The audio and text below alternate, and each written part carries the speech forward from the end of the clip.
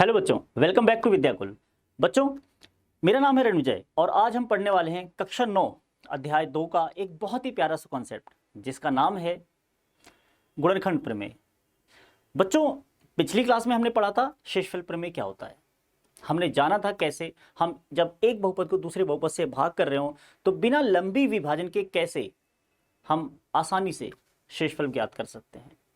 बच्चों, बिल्कुल वैसे ही आज जो प्रमेय हम पढ़ने वाले हैं इसकी सहायता से हम बिना लंबी विभाजन के पता लगा पाएंगे कि कैसे एक बहुपद दूसरे बहुपद का गुणनखंड है या नहीं है। तो आइए बच्चों शुरू करते हैं।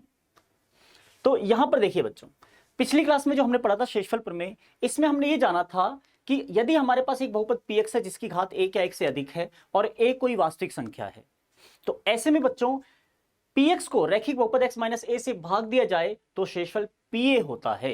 शेषफल क्या होता है? pa होता है। ये हमने पिछली क्लास में जाना था। ठीक है बच्चों, इसको हमने प्रूव भी किया था। अगर आपको यहां पर कोई भी डाउट हो तो आप पिछली वीडियो को जरूर देखें। बच्चों, आगे बढ़ते हैं। आज का हमारा अगला कॉन्सेप्ट जो हम आज की क्लास में पढ़ने वाले हैं बच्चों, उस कॉन्सेप्ट में यानी कि गुणनखंड प्रमेय में इसका सीधे सीधे यूज है।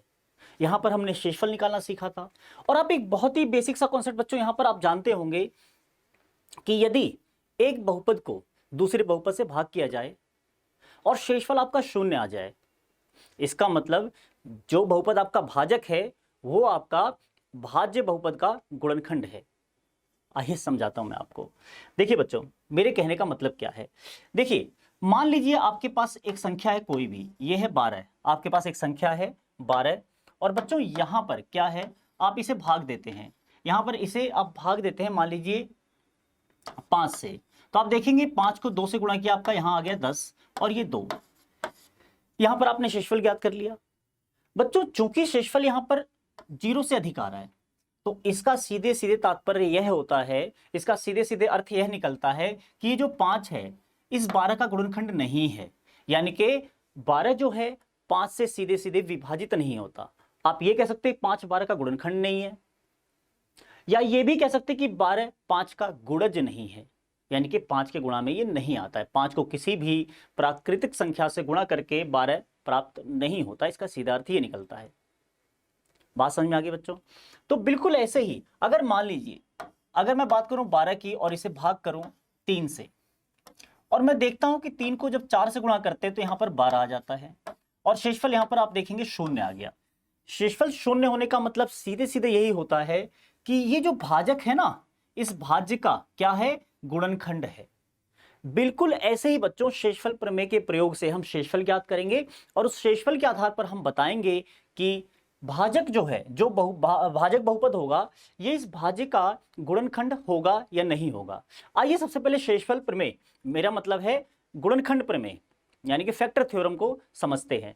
तो फैक्टर थ्योरम क्या कहता है बच्चों? शेषफल प्रमेय गुणनखंड प्रमेय क्या कहता है? देखिए, यदि px घात जो 1 से बड़ी होगी वाला एक बहुपद हो और a कोई वास्तविक संख्या हो, तो ऐसे में बच्चों यदि x माइनस a px का एक गुणनखंड होती है ना, x माइनस a जो बहुपद है अगर ये px का गुणनखंड होता है तो ऐसे में आपका pa 0 होना चाहिए, है ना।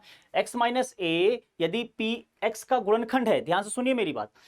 मान लीजिए आप px को भाग करते हैं, अगर आपको मैं क्लियर शब्दों में बताऊं, मान लीजिए px को आप x माइनस a से भाग करते हैं तो शेषफल कैसे ज्ञात कर सकते हैं?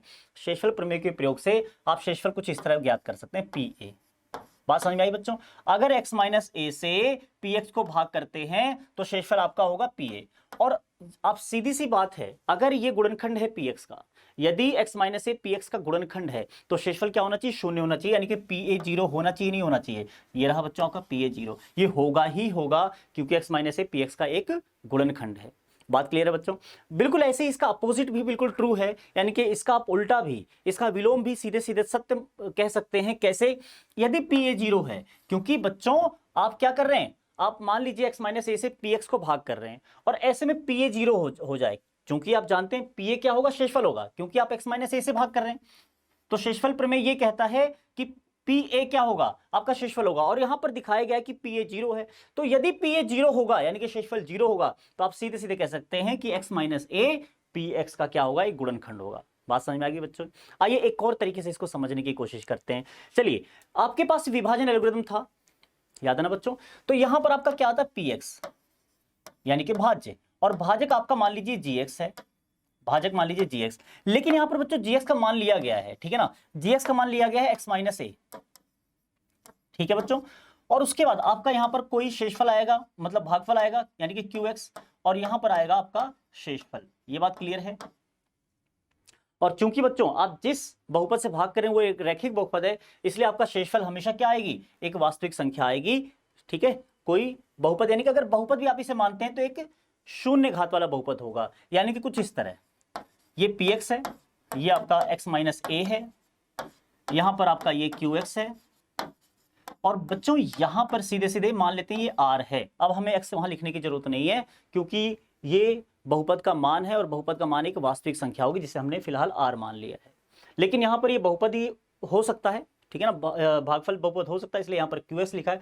अब बात करते हैं बच्चों आगे, जब ये कह रहा है, यहां पर देखो, जब ये कह रहा है कि यदि x माइनस ए px का एक गुणनखंड है, यानी कि यदि ये x माइनस ए px का गुणनखंड हुआ, इसका मतलब साफ है कि px के गुणनखंड में x माइनस ए आना चाहिए, और बिल्कुल ये गुणनखंड के रूप में लिखा हुआ है, तो सीधी सी बात है r शून्य होना चाहिए। बात समझ में आ गई बच्चों? r शून्य होना चाहिए। और r को कैसे ज्ञात करेंगे, कैसे ज्ञात करेंगे r को? r ज्ञात करने के लिए आप शेषफल प्रमेय का प्रयोग करेंगे, यानी कि आप इसमें a का मान रखेंगे, यानी कि pa रखते ही बच्चों ये शून्य हो जाएगा, ये पूरा खत्म हो जाएगा और आपका शेषफल आ जाएगा, जो कि 0 होना चाहिए, क्योंकि ये गुणनखंड है इसका।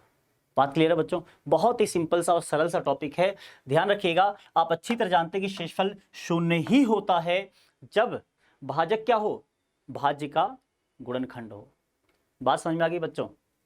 इसका अपोजिट भी जो कि मैंने कहा बिल्कुल ट्रू होगा, यानी कि कह रहा है कि अगर pa शून्य हुआ, यानी कि अगर हम कह दें यहां पर मैंने a का मान रखा, x का मान रखा a, यानी कि pa रखा, तो यहां पर a रखते ही शून्य हो जाएगा, ये शून्य होते ही पूरा शून्य हो जाएगा, और बच्चों ये पूरा शून्य होते ही शेषफल आएगा, और अगर वो शेषफल शून्य हुआ, इसका मतलब ये क्या होगा, ये इसका गुणनखंड होगा ना, तभी तो बच्चों इसको शून्य रख के पूरा शून्य हो गया, है ना। तो यही बात यहां कही गई बच्चों कि यदि pa शून्य होता है तो ध्यान रखिएगा जो भाजक x माइनस ए आप ले रहे हैं ना, वो px का एक गुणनखंड होगा। तो बच्चों उम्मीद करता हूं कि आपको गुणनखंड प्रमेय बहुत अच्छे से समझ में आया होगा।